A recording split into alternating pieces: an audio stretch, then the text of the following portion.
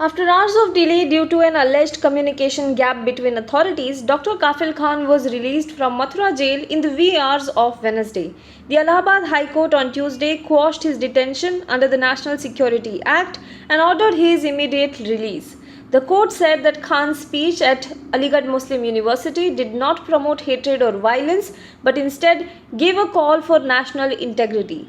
Soon after the order, Dr. Kafil Khan's family reached Mathura jail for his release, but the authorities refused to release him, citing non-receipt of the order, following which the family had said that they would file a contempt petition in the Allahabad High Court. In a tweet, his wife, Dr. Shabista, alleged that even after High Court order, they are not releasing Dr. Kafil from Mathura jail. Around midnight, however, he was finally released from jail. After he came out of the jail, he thanked the judiciary for the order. He also accused the state government of harassment. Dr. Kafil said that I am very thankful to the judiciary who has given this order. Thank you to all 138 crore countrymen and thanks to those supporters who supported me in this struggle. He also thanked the UPSTF for not killing him in an encounter while bringing him from Mumbai to Mathura.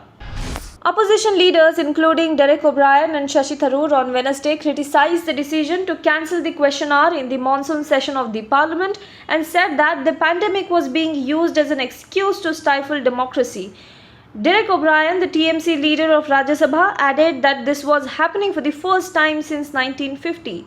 He said, MPs required to submit questions for question hour in Parliament 15 days in advance. Session starts 14 September. So question hour cancelled. Opposition MPs lose right to question the government, a first since 1950.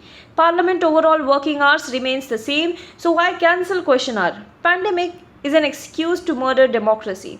Meanwhile, senior Congress leader Shashi Tharoor, in a series of tweets, also slammed the centre over its decision to not allow question hour and zero hour and said that the government was seeking to use its crushing majority as a rubber stamp for whatever it wants to pass. Congress leader Rahul Gandhi kept up his attack on the government on Wednesday, 2 days after a record drop in GDP amid the coronavirus crisis and as Chinese forces continue to engage in provocative military actions in Ladakh with a list of Modi-made disasters to have affected India. He tweeted that India is reeling under Modi-made disasters, historic GDP reduction minus 23.9%, highest unemployment in 45 years, 12 crore job loss, Centre not paying states GST dues, globally highest COVID-19 daily cases, deaths, external aggression at our borders. On August 31, the government released GDP data for Q1 of 2020-2021 and the data showed that GDP of India had fallen by 23.9%, the steepest in over 40 years and the highest fall than most other major Asian economies. Facebook representatives are expected to appear before a parliamentary committee today amid huge controversy over allegations by US publication Wall Street Journal that the social media giant overlooked hate speech posted by leaders of the BJP and right-wing groups. The Parliamentary Standing Committee on Information and Technology, chaired by Congress leader Shashi Tharoor, which considers issues like social media abuse, had asked Facebook India to answer questions raised by the Wall Street Journal article. A notification on the meeting was sent by the Lok Sabha Secretariat last month. Besides representatives of Facebook, the committee had also asked representatives of the Ministry of Electronics and Information and Technology to remain present. India and China will meet for the third round of brigade commander level meeting at Chushul at 10 a.m. on Wednesday, a day after the Ministry of External Affairs said that the Chinese army engaged in provocative action on August 31, even as commanders from both the sides were engaged in discussions to de-escalate the situation at the line of actual control in eastern Ladakh on the southern bank of Pangong Tso Lake.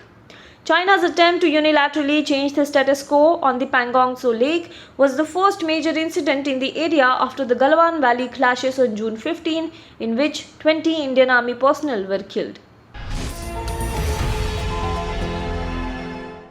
Now be the first to know about the latest updates on our new news app. Go on your Android or iOS, search for HW News Network. Download our app, choose the language you prefer to get updates in, and be up to date with the latest news.